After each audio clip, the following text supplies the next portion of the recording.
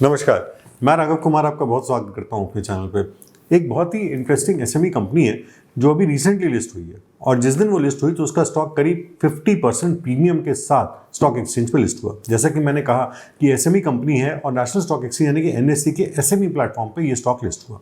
जब मैं इस स्टॉक को स्टडी कर रहा था, मैंने इसके आईपीओ के ऊपर भी एक छोटा सा वीडियो बनाया था जिसमें आईपीओ की सारी डिटेल्स मैंने प्रेजेंट करी थी। जब मैं इस कंपनी के बारे में स्टडी कर रहा था तो एक टैग मुझे दिखाई दिया इसके साथ और वो था सोलर प्रोजेक्ट्स का। अब सोलर प्रोजेक्ट्स सुनते ही मेरा इंटरेस्ट थोड़ा ज़्यादा इसके अंदर हुआ क्योंकि मैं सोलर सेक्टर को लेकर काफ़ी बुलिश रहता हूँ। उसके बाद मैंने इस कंपनी को फर्दर स्टडी किया और मुझे ऐसा लगा कि ये एक बहुत इंटरेस्टिंग केस स्टडी हो सकती है। इससे हमें काफ़ी अच्छी इंसाइट्स इस पूरी इंडस्ट्री में और इस पर्टिकुलर कंपनी के अंदर मिल सकती हैं। तो आज के इस वीडियो में मैं इस कंपनी को और इस इंडस्ट्री को डिस्कस करूंगा ताकि हम समझ सके कि किस तरीके से इस इंडस्ट्री में आगे चल के ग्रोथ के प्रॉस्पेक्ट्स डेवलप हो सकते हैं और कैसे ये भारत की ग्रोथ स्टोरी के साथ अलाइन हो सकती है। ध्यान रखिएगा, मैं सेबी रजिस्टर्ड इन्वेस्टमेंट एडवाइजर या रिसर्च एनालिस्ट नहीं हूं, इसलिए मेरी किसी भी बात को अगर आप इन्वेस्टमेंट एडवाइस समझने की गलती करेंगे तो आपके पोर्टफोलियो के लिए काफी नुकसानदायक हो सकता है। आप इस वीडियो को सिर्फ एजुकेशनल पर्पज से देखिए और इस इंडस्ट्री को, इस सेक्टर को समझने की कोशिश करिए तो आपको भी काफी अच्छी इंसाइट्स मिलेंगी अपनी पर्सनल इन्वेस्टिंग के लिए। कंपनी का नाम है दानिश पावर लिमिटेड, जो कि एक आईएसओ सर्टिफाइड कंपनी है और अलग अलग टाइप से ट्रांसफार्मर्स की मैन्युफैक्चरिंग बिजनेस में है। इसमें इन्वर्टर ड्यूटी ट्रांसफार्मर्स भी इंक्लूड हैं जो कि रिन्यूएबल पावर प्रोजेक्ट जैसे कि सोलर पावर प्लांट या विंड फार्म्स में यूज होते हैं। इसके अलावा ये ऑयल, ड्राई टाइप पावर और distribution transformers, control relay panels और सब स्टेशन ऑटोमेशन सर्विसेज भी प्रोवाइड करती है। ये ट्रांसफार्मर्स और पैनल्स डिफरेंट सेक्टर्स और इंडस्ट्रीज में इलेक्ट्रिकल पावर के एफिशिएंट ट्रांसमिशन और डिस्ट्रीब्यूशन के लिए यूज होते हैं, जैसे renewable power EPC projects. EPC का सिंपल सा मतलब होता है इंजीनियरिंग, प्रोक्योरमेंट और कंस्ट्रक्शन। इसके अंदर solar power plants, wind power farms और बाकी power generation plants, power transmission, electricity substation, power utilities etcetera included है। डीपीएल यानी कि दानिश पावर लिमिटेड के कस्टमर्स में Tata power solar systems limited, Waaree renewable technologies limited, Jackson green private limited, ABB India limited और Torrent power limited जैसी companies included हैं। इसका current product portfolio कुछ इस तरीके से है। ये बनाते हैं inverter duty transformers multi winding में up to 20 MVA 33 kV class solar plants के लिए। उसके बाद transformers for wind turbine generator, distribution transformers जो कि 5 MVA की कैपेसिटी रखते हैं 33 kV क्लास में, power transformers up to 63 MVA 132 kV class के साथ ही साथ पैनल्स में ये कंट्रोल रिले पैनल्स जो कि 400 kV क्लास तक हैं, वहां तक ये मैन्युफैक्चर करते हैं। Sub station automation, bus bar protection panels, LT panels, APFC panels और इस तरह के बहुत सारे प्रोडक्ट्स ही इंक्लूड करते हैं। ये इन्फॉर्मेशन हो सकता है आपको थोड़ी कॉम्प्लिकेटेड लग रही हो, लेकिन इस बात को समझना बहुत जरूरी है कि किस तरह के प्रोडक्ट्स से कंपनी मैन्युफैक्चर करती है, क्योंकि जब हम इन प्रोडक्ट्स को, इन इंडस्ट्रीज को और इनके आने वाली ग्रोथ पैटर्न को समझेंगे तभी हम इस कंपनी के बारे में भी कोई मीनिंगफुल एनालिसिस निकाल सकते हैं। इन्वर्टर ड्यूटी ट्रांसफार्मर इसका सबसे बड़ा रेवेन्यू कंट्रीब्यूटर है, यानी कि इस पर्टिकुलर कंपनी का। इसके बाद डिस्ट्रीब्यूशन ट्रांसफार्मर्स आते हैं। प्रोडक्ट वाइज रेवेन्यू बाइफर्केशन अगर देखा जाए तो उसमें आते हैं इन्वर्टर ड्यूटी ट्रांसफार्मर से 69.17%, यानी कि मेनली जो इनका रेवेन्यू जनरेट होता है वो इन्वर्टर ड्यूटी ट्रांसफार्मर से होता है। फिर सेकंड नंबर पे आता है डिस्ट्रीब्यूशन ट्रांसफार्मर्स 25.47% रेवेन्यू के साथ। ये जो रेवेन्यू डिस्ट्रीब्यूशन मैं आपको बता रहा हूँ ये इनके जो लास्ट रिजल्ट्स डिक्लेयर हुए हैं उसके हिसाब से है। फिर आते हैं थर्ड नंबर पे कंट्रोल रिले पैनल्स जिससे 3.85% रेवेन्यू जनरेट होता है और बाकी प्रोडक्ट से करीब 1.5% का रेवेन्यू इनका जनरेट होता है। अगर हम रेवेन्यू बाइफर्केशन ज्योग्राफिकल एरिया के हिसाब से देखें तो सबसे बड़ा रेवेन्यू कंपनी का जनरेट होता है गुजरात से, जहां पे 50% से ज्यादा कंपनी रेवेन्यू जनरेट करती है। सेकंड नंबर पे महाराष्ट्र 15% पे, थर्ड नंबर पे राजस्थान ऑलमोस्ट 6% पे, कर्नाटका भी ऑलमोस्ट 6%, दिल्ली से करीब 4% से थोड़ा ज्यादा रेवेन्यू जनरेट होता है, उत्तर प्रदेश से 1% से ज्यादा, मध्य प्रदेश से ऑलमोस्ट 1% और बाकी सब स्टेट्स का कॉन्ट्रीब्यूशन ऑलमोस्ट 7% रहता है। अगर हम डोमेस्टिक और एक्सपोर्ट से देखें तो मेजरली कंपनी का रेवेन्यू डोमेस्टिक सेल से जनरेट होता है, बट एक्सपोर्ट से भी करीब 5.6% का कंपनी रेवेन्यू जनरेट करती है।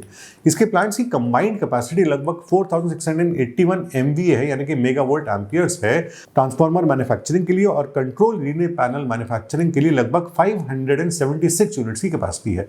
इसका वर्कफोर्स जो कि 30 जून 2024 तक डिक्लेयर्ड है, जब कंपनी ने अपने आईपीओ की डिटेल्स दी थी, यानी कि आईपीओ के लिए कंपनी के बारे में जो डिटेल्स दी थी, करीब 346 एम्प्लॉइज करंटली कंपनी में काम करते हैं। इसकी टेस्टिंग फैसिलिटी NABL एक्रेडिटेड है और इंडस्ट्री स्टैंडर्ड्स के अकॉर्डिंगली रूटीन टेस्ट करने में कैपेबल है। इनकी मैन्युफैक्चरिंग कैपेबिलिटीज और टेस्टिंग फैसिलिटीज ट्रांसफार्मर्स और पैनल्स के रेगुलेटरी स्टैंडर्ड्स और कस्टमर रिक्वायरमेंट्स के स्ट्रिक्ट कंप्लायंस में प्रोड्यूस करने के लिए क्रिटिकल रही है, जो कि कस्टमर सेटिस्फैक्शन और क्लाइंट रिटेंशन में काफी इंपॉर्टेंट है। ये सारी बातें कंपनी की वेबसाइट पे और जो भी इन्होंने अपने आईपीओ के लिए कंपनी की डिटेल्स दी थी वहां पे ये सारी बातें मेंशन करी थी।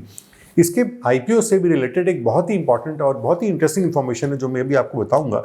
30 सितंबर तक कंपनी की जो ऑर्डर बुक थी वो करीब 371 करोड़ की थी, जिसमें ट्रांसफार्मर्स और कंट्रोल पैनल्स दोनों ही इंक्लूडेड हैं।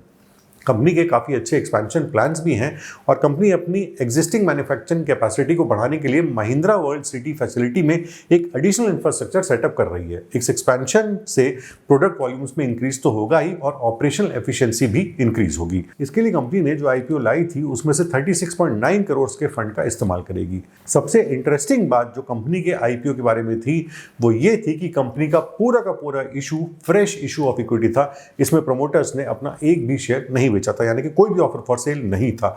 इसलिए जो भी पैसा आईपीओ में कलेक्ट किया गया वो सारा का सारा पैसा कंपनी के लिए ही इस्तेमाल किया जाएगा, इसके एक्सपेंशन के लिए, इसकी कुछ डेट्स की रीपेमेंट के लिए, नई प्लांट और मशीनरी परचेज करने के लिए और करंट मशीनरी को अपग्रेड करने के लिए।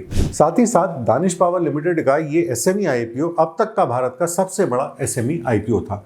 अगर हम कंपनी के कस्टमर्स में रेवेन्यू कंसंट्रेशन देखें, यानी कि कंपनी का ब्रेकअप किस तरीके से कस्टमर्स में डिस्ट्रीब्यूटेड है, तो FY24 में करीब 88% कंपनी का रेवेन्यू टॉप 10 कस्टमर से आता है। कंपनी ने आईपीओ से करीब 197.9 करोड़ रेज किए थे और 29 अक्टूबर को ये स्टॉक लिस्ट हुआ था। इसमें जैसा कि मैंने बताया कि जो फ्रेश इशू ऑफ इक्विटी था उससे जो भी पैसा कलेक्ट हुआ उसका इस्तेमाल किया गया funding of capital expenditure, working capital requirements, borrowing का कुछ रीपेमेंट करना जनरल कॉर्पोरेट पर्पसेस के लिए, और जो भी ये नया इंफ्रास्ट्रक्चर डेवलप कर रहे हैं यानी कि नई फैक्ट्री डेवलप कर रहे हैं उसके लिए फंड करने के लिए वो पैसा इस्तेमाल किया गया। इंडिया में इलेक्ट्रिकल इक्विपमेंट मार्केट शेयर 2022 में 52.98 बिलियन से बढ़कर 2027 तक $125 बिलियन तक पहुंचने का अनुमान है और इसके लिए करीब 11.68% के CAGR से ये पूरा मार्केट ग्रो करेगा, जो कि मैं समझता हूं कि अपने आप में एक काफी मैसिव फिगर है। डोमेस्टिक इलेक्ट्रिकल इक्विपमेंट मार्केट 12% के एनुअल ग्रोथ के बढ़कर 2025 तक करीब $72 बिलियन तक पहुंच सकता है। FY23 में इंडिया का हैवी इलेक्ट्रिकल इक्विपमेंट प्रोडक्शन करीब 2.44 लाख करोड़ रुपीस पर रहा। इलेक्ट्रिकल मशीनरी सेगमेंट में करीब 13% की ग्रोथ हुई और शिपमेंट्स $10 बिलियन तक पहुंच गए थे अगर हम अप्रैल से दिसंबर 2023 तक का डेटा स्टडी करें।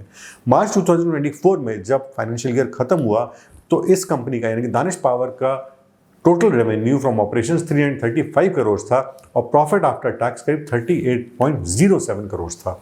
अब क्योंकि ये एक एसएमई कंपनी है इसलिए इसके बारे में इंफॉर्मेशन भी कम होती है, साथ ही साथ लिक्विडिटी भी कम होती है और जैसा कि हम हमेशा देखते हैं कि हमारी रेगुलेटरी बॉडीज़ भी और एनालिस्ट भी हमें काफ़ी आगाह करते हैं कि हमें एसएमई कंपनीज से और छोटी कंपनीज से दूर रहना चाहिए जिनके बारे में इंफॉर्मेशन कम है।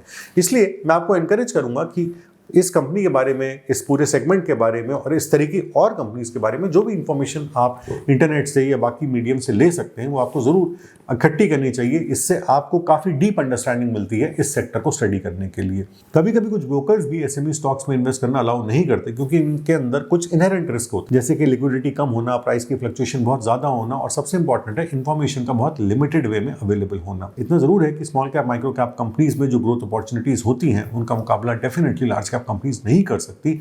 बट किसी भी तरह के इन्वेस्टमेंट में आगे बढ़ने से पहले या तो अपनी रिसर्च अच्छी होनी चाहिए या अपने सेबी रजिस्टर्ड इन्वेस्टमेंट एडवाइजर या रिसर्च चैनल्स की एडवाइस के बाद ही हमें कोई इन्वेस्टमेंट करना चाहिए। चलने से पहले आपको याद दिला देता हूं कि अगर आप मेरी मल्टीबैगर ग्रोथ स्टॉक वर्कशॉप के साथ कनेक्ट होकर ये सीखना चाहते हैं कि कैसे रियल टाइम मार्केट्स में हम सेक्टर्स को, इंडस्ट्रीज को, कंपनीज को एनालाइज करते हैं और कैसे रियल लाइफ सिचुएशंस में हम अच्छे मल्टीबैगर स्टॉक्स अपने पोर्टफोलियो के लिए सिलेक्ट कर सकते हैं, तो मेरी वर्कशॉप का लिंक नीचे डिस्क्रिप्शन में है। आज की वीडियो में बस इतना ही। अगली बार फिर मिलेंगे किसी नई इन्फॉर्मेशन के साथ। जय हिंद।